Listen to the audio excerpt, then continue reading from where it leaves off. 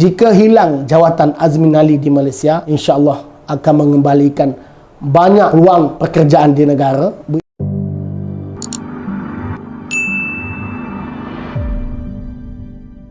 Assalamualaikum warahmatullahi wabarakatuh. Terima kasih kerana menonton di channel YouTube Jami Hassan, YouTuber rakyat. Jadi pada hari ini hamba terbaca satu status yang dikeluarkan oleh Menteri Kanan Azmin Ali. Jadi dalam status tersebut saya dapat lihat seolah-olah Menteri Kanan ini mula sedar ataupun pandangannya mula tidak kabur berkenaan dengan COVID-19 dan juga ekonomi di Malaysia hari ini. Nampaknya pandangan Azmin Ali mula tidak kabur tentang COVID berbeza ketika langkah Sheraton pada tahun 2020. Dalam status Facebook tersebut yang dimuat naik oleh beliau dengan poster ala Joe Biden, katanya satu yang hilang mata pencarian maka akan hilang seisi keluarga. Betul kata Azmin Ali. Hilang satu mata pencarian, yakni ketua keluarga, boleh menjejaskan ekonomi seluruh keluarga.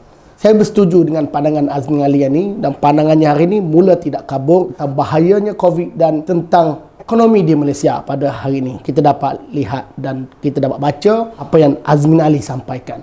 Cuma saya agak terkilan dan terkejut. Azmin Ali bukan makcik Kia. Takkanlah Azmin Ali sekadar memuat naik bahawa kalau hilang satu mata pencarian maka akan hilanglah seisi keluarga. Sebagai menteri yang jaga ekonomi pelabur negara luar, apa yang beliau buat?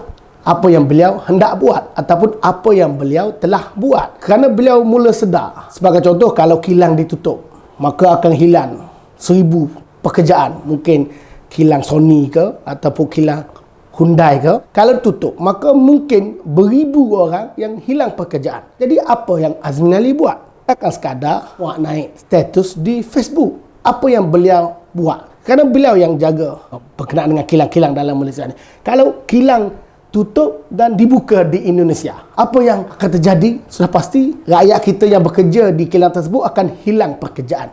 Apa yang Azmin Ali buat? Setelah beliau mula jelas bahawa bahayanya hilang satu pekerjaan, yang mata pencarian seorang ni boleh menyebabkan seisi keluarga, bermakna kalau 1000 seisi keluarga yang hilang mata pencarian, berapa ribu yang terkesan di Malaysia akibat tutupnya kilang dalam negara kita. Seorang menteri dan ahli politik yang sangat hebat ini, boleh dikatakan beliau adalah kepala kepada langkah Sheraton. Beliau sendiri dengan rasa bangga, dengan beraninya memberitahu kepada rakyat Malaysia bahawa beliau sendiri telah beri peluang kepada Pakatan Harapan. Kita pun pelik. Beliau Pakatan Harapan. Beliau kata beliau dah beri peluang 22 bulan kepada Pakatan Harapan, tetapi nampaknya Pakatan Harapan tak berjaya menguruskan ekonomi negara. Kita telah bagi peluang kepada PH 22 bulan untuk perintah kerajaan persekutuan, perintah kerajaan negeri. Tetapi tuan-tuan pun tahu Pakatan Harapan sudah gagal. They fail as government. Dia tidak mampu untuk membela rakyat.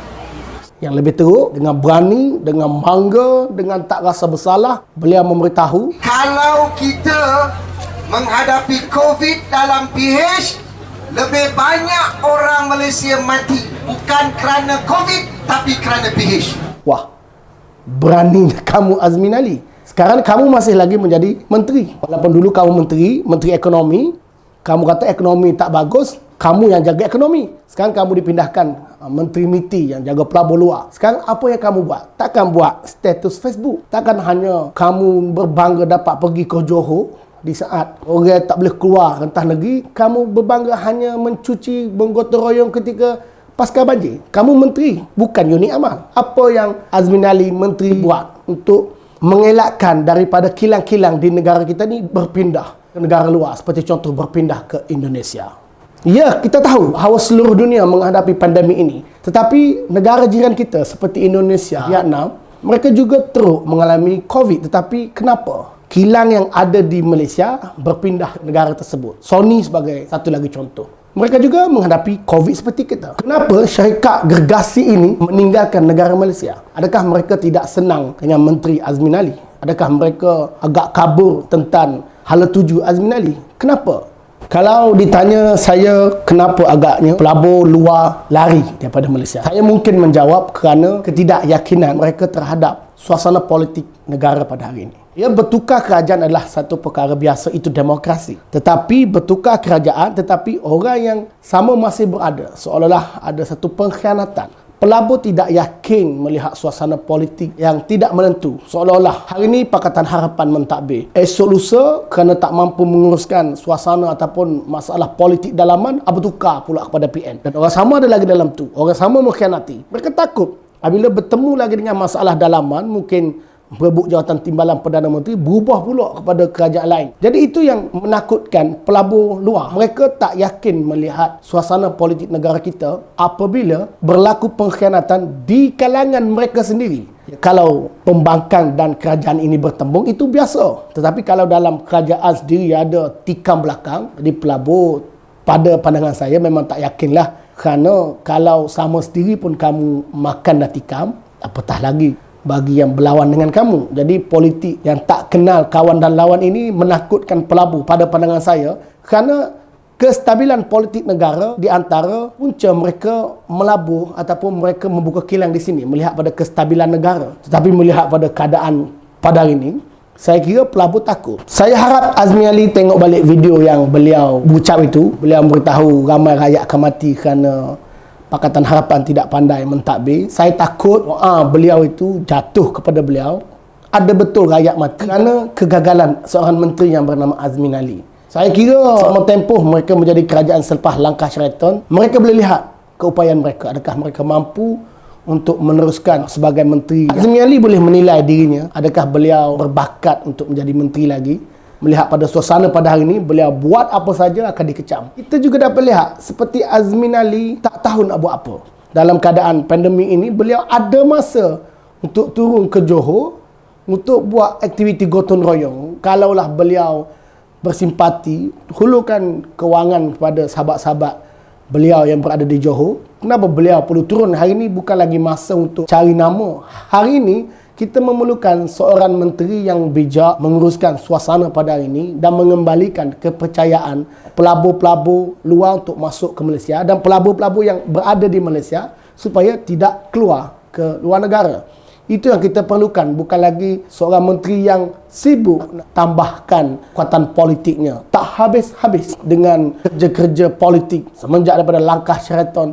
Ini sepatutnya masa untuk kamu buktikan kamu mampu menguruskan negara. Parlimen sudah digantung. Apa lagi yang kamu nak? Kamu fokuslah untuk membaiki, memulihkan ekonomi, tapi nampaknya kamu tidak ada bakat.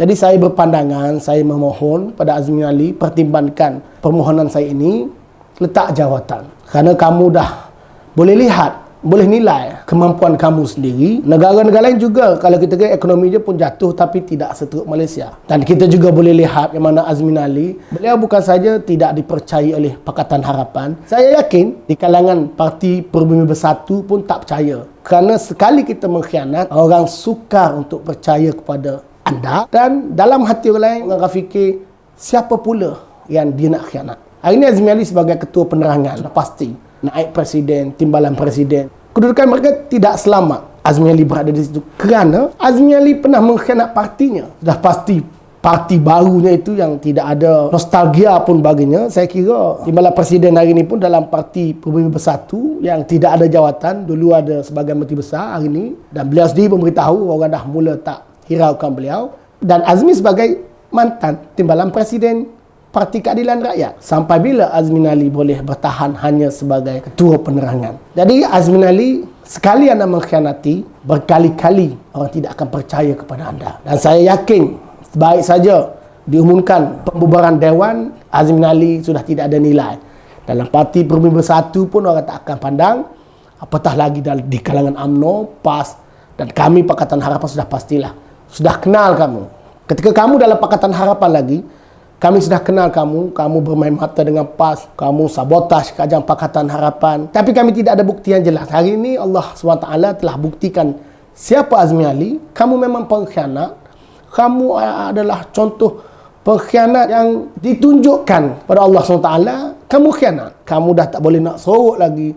Kamu tu pengkhianat. Dulu kamu di belakang tabir. orang-orang tertentu yang akan mainkan watak kamu atau peranan kamu, kamu berada di belakang. Saya setia dengan Anwar Ibrahim, saya setia dengan Pakatan Harapan, saya setia dengan Parti Keadilan Rakyat. Nah, hari ini terbukti sudah lama kamu buat kerja-kerja bukan untuk rakyat pun, tapi untuk jawatan semata-mata. Kepada Azmi Ali, sekiranya kamu serius dengan status Facebook kamu itu, kamu beritahu jika hilang seorang mata pencarian, maka akan hilang seisi keluarga. Saya kira jika hilang jawatan Azmin Ali di Malaysia, insya-Allah akan mengembalikan banyak peluang pekerjaan di negara. Berilah kepada mereka yang lebih layak, lebih berintegriti. Kerana Kementerian Azmin Ali ini melibatkan kepercayaan oleh negara-negara luar, dan Azmi Ali memang sukar untuk dipercayai kerana orang Malaysia pun dah tak percaya dengan kamu kerana kamu sudah terkena dengan label pengkhianat. Dan sekiranya kamu telah jelas COVID ini bahaya, saya yakin kamu menyesal atas perbuatan kamu ketika langkah syaitan. Kamu perlu menebuhkan kesalahan kamu, letak jawatan dan kembalikan mandat rakyat. Semoga kamu sempat bertaubat, insya-Allah. Assalamualaikum warahmatullahi wabarakatuh.